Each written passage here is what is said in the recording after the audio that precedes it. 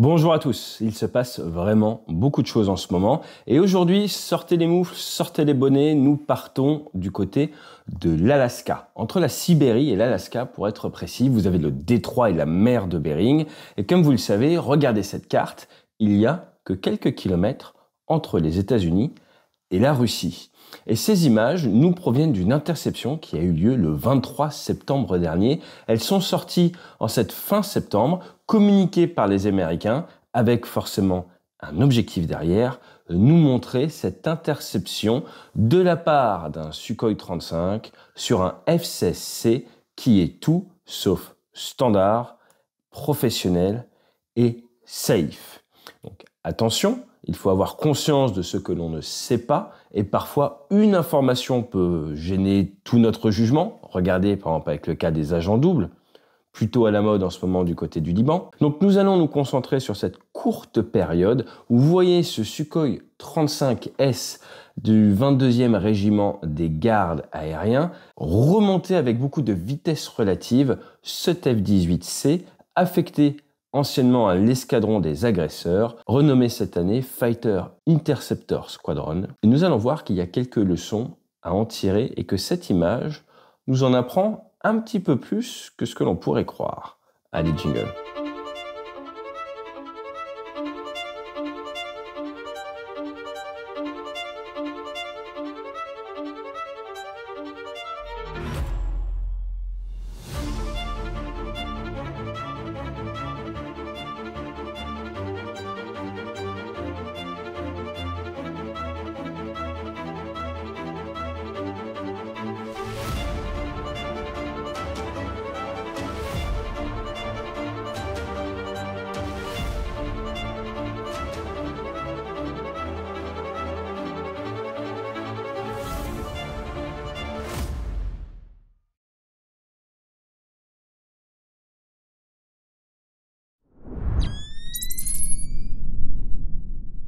Déjà, posons les bases. Nous sommes dans le Grand Nord. Nous avons d'un côté deux Tu-95 MS, des bears, les ours, qui arrivent du côté de l'A-10 américaine. Donc l'A-10 du NORAD, c'est une zone où vous devez détecter et vous pouvez être intercepté, mais vous êtes dans votre bon droit. C'est exactement comme du côté de Taïwan. Il y a une grande différence entre les 12 nautiques, qui veulent donc dire que c'est votre espace aérien, à moins de 12 nautiques de la côte, et au-delà des 12 nautiques, pour la défense du pays, il y a cette zone de détection et d'interception. Vous êtes donc susceptible de vous faire intercepter, mais vous êtes dans votre bon droit par rapport au droit international. Les Russes en ont conscience, les Chinois également. D'ailleurs, il y a quelques semaines, avec des H-6 en patrouille jointe avec les Russes, ils sont venus dans cette zone. Et du côté occidentale, c'est pareil, j'ai passé pas mal de temps dans des zones à plus de 12 nautiques des côtes, nous y allons, ça permet de faire du renseignement, faire des photos, montrer également sa présence et fatiguer un peu le défenseur tout en testant ses capacités d'interception. Donc ça, c'est toujours fait. Maintenant, généralement, ce qui se passe, vous avez vos deux Tu-95, vous avez les Sukhoi 35 d'escorte, remarquez qu'ils n'ont pas de bidon, ce sont des avions qui ont une très grosse capacité d'emport en pétrole, et ils vont être interceptés par des F-16, des F-22, du F-35, généralement accompagnés par des avions ravitailleurs, et pourquoi pas avec un avion radar, avec un E-3 dans la zone pour guider l'interception. Et tout ce petit monde va venir rassembler, venir faire des photos, montrer qu'on est présent, on fait quelques photos, on regarde s'il y a des modifications sur les aéronefs, on regarde éventuellement l'armement, on s'assure qu'ils fassent demi-tour, qu'ils ne pénètrent pas nos fameux 12 nautiques, et tout le monde se quitte, sans effusion de sang si vous voulez. Sauf que là, eh bien, notre F-16 fait sa procédure classique. Alors qu'il est en train de se rapprocher tout en étant assez loin du Tu-95, ce F-16 a une caméra 360. J'attire votre attention sur le fait que ces caméras ont tendance à faire apparaître les choses plus loin que ce qu'elles ne sont en réalité. Si vous avez déjà utilisé, vous savez de quoi je parle. Et là, arrivant de la gauche, vous avez le Sukhoi 35, l'escorte du Tu-95, qui arrive avec énormément de vitesse relative, vient se mettre sur la tranche, coupe la route au F-16, coup de chance, il passe pas dans la turbulence de sillage, et après, c'est ça qui est très intéressant, passe de la gauche vers la droite, ce qui est plus safe, on va revenir sur la technique où il dépasse, et après renverse son virage, vient se mettre devant le F-16, et la caméra s'arrête. Dans certaines sources, le pilote du F-16 fait un petit juron nord-américain, dans d'autres sources, on n'entend pas le son. Alors juste avant d'analyser image par image cette interception, on va mettre un tout petit peu de contexte. Qui sont nos protagonistes?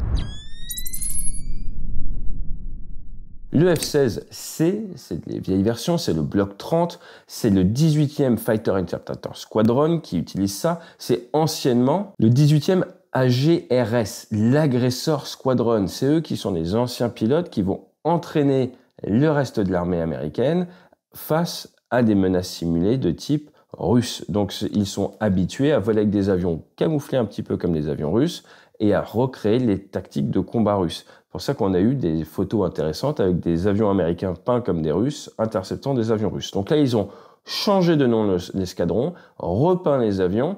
Pourquoi? Parce que normalement, c'est plutôt les F-22 basés à Elmendorf qui font ces interceptions. Mais les F-22 sont tellement sollicités que certains sont partis au Moyen-Orient. On en a parlé il y a quelques semaines, c'était pas par hasard. Et donc maintenant, c'est les vieux F-16 qui s'occupent de faire les interceptions du côté de la mer de Bering. Ils décollent de Wilson Air Force Base, qui est un petit peu à l'intérieur des terres en Alaska. Vous êtes à 40 km de Fairbanks, à 26 miles pour être précis. Et quand ce terrain a été créé en 1943, il l'appelait tout simplement le Mile 26 Satellite Field. Il a été renommé en 1948 Carl Ben Ellinson du nom d'un grand pilote décédé en 1929, d'un grand pilote du Grand Nord américain. Ce pilote avait été formé pendant la Première Guerre mondiale et c'était le premier pilote à rejoindre l'Europe en passant par l'Arctique en 20 heures, c'était en 1928. Et accrochez-vous bien, la même année, il a également volé dans l'Antarctique, donc le premier à avoir volé à la fois tout au nord et tout au sud. Il est décédé dans une opération de sauvetage en se posant sur une sorte d'iceberg pour essayer d'aider à évacuer l'équipage d'un bateau qui était pris par les glaces. Ça, c'était la minute culture générale. Mais cette piste, c'est une 1432 et accrochez-vous bien, elle fait 4428 mètres de long. C'est une piste absolument gigantesque où on a donc les F-16, du F-35, et également du KC-135 avec la Air National Guard. Et accrochez-vous bien, sur cette base, les Américains vont installer un mini-réacteur nucléaire qui devrait être opérationnel en 2027, car avec l'arrivée du F-35, ils ont grossi la base et le personnel et le nombre de familles sur place. Donc oui, il y a une volonté américaine d'augmenter leur présence, d'augmenter leur volume pour protéger l'Arctique, pour protéger l'Alaska en face de la Russie. De son côté, les Russes, ils nous provenaient du côté de Vladivostok, pour être précis de Uglovoy. Alors Uglovoy, c'est construit en 1945, vous avez une piste 0321 bien plus courte, 2500 mètres, vous êtes proche du niveau de la mer et vous aviez en 2016 36 Sukhoi 35 qui étaient basés et même quelques Sukhoi 27. Là vous voyez que c'est un Sukhoi 35, mais regardez sous les ailes, il n'y a pas grand chose. On a du A-11, du missile infrarouge, mais il n'est pas en vol avec une grosse quantité d'armement, ce qui nous montre bien quand même que contrairement aux images, il n'y a pas une volonté d'entrer dans un combat et de se battre contre les Américains à ce moment-là. Des interceptions, il y en a beaucoup. Regardez, il y a des images avec des IL-38, des IL-42. On a eu les H-6 il y a quelques semaines.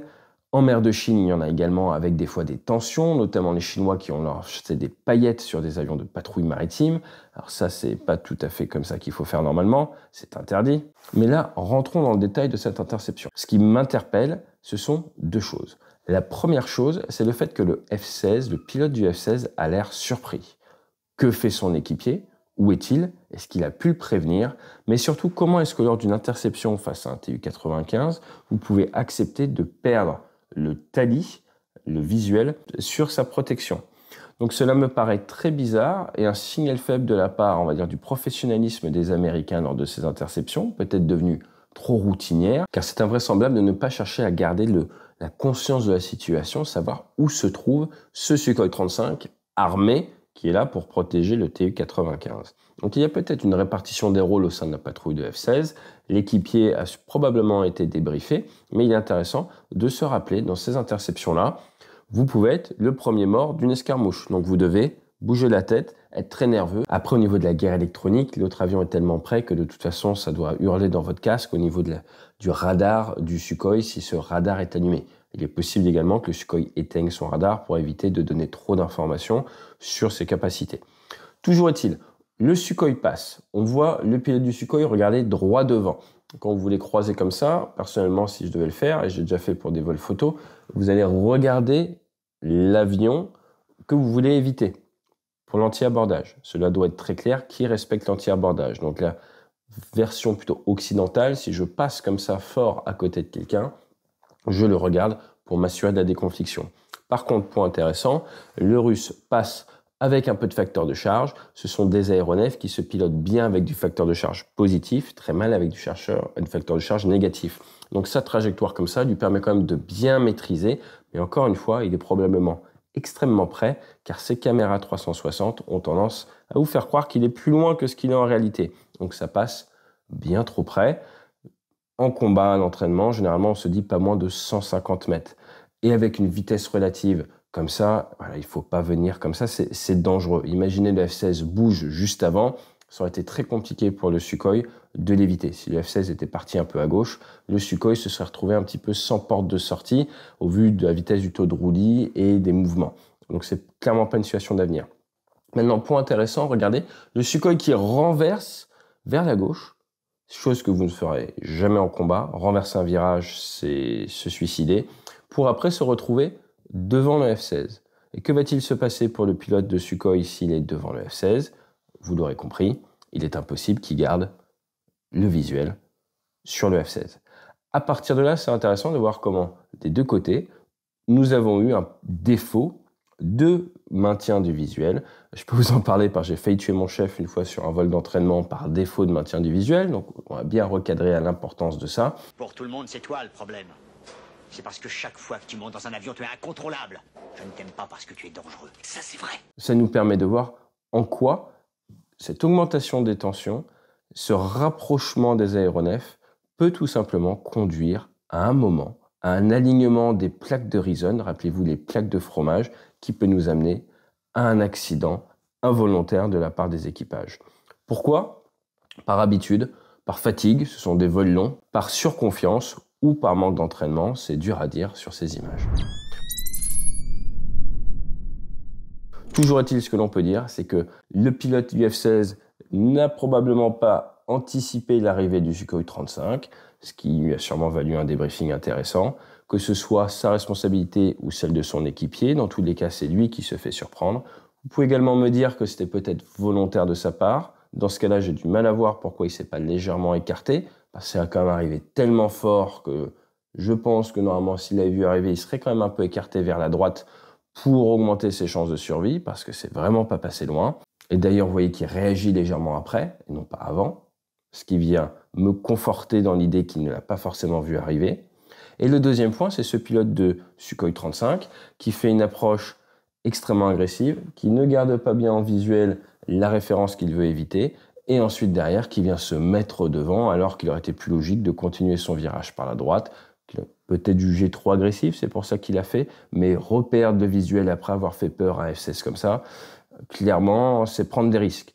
Car il y a dans les règles d'engagement ce qu'on appelle un hostile intent, une envie hostile, et il n'est pas à l'abri, ce pilote de Sukhoi 35, qu'un jour peut-être l'Américain estime que c'était un hostile intent et lui tire un Sidewinder directement parfaitement placé dans ses 6 heures. Donc c'est une interception qui est riche en fait en retour d'expérience. On voit clairement que la norme se déplace gentiment mais sûrement, que les équipages bien qu'entraînés et bien préparés, bien formés, peuvent faire des petites erreurs à certains moments du vol, peuvent se laisser surprendre et que derrière, pour l'instant, il y a cette volonté de part et d'autre d'éviter l'escalade avec l'Américain qui ne réagit pas trop, avec le Sukhoi qui ne part pas en virage pour revenir chercher une position offensive, mais reste bien stable devant le F-16, qui tout de suite calme la figure. Mais c'est un rappel également pour tout le monde que les Américains ont des tensions avec les Russes, bien au-delà de l'Ukraine, et qu'ils ont des intérêts dans le Grand Nord qui est de plus en plus d'actualité avec l'ouverture de nouvelles voies maritimes.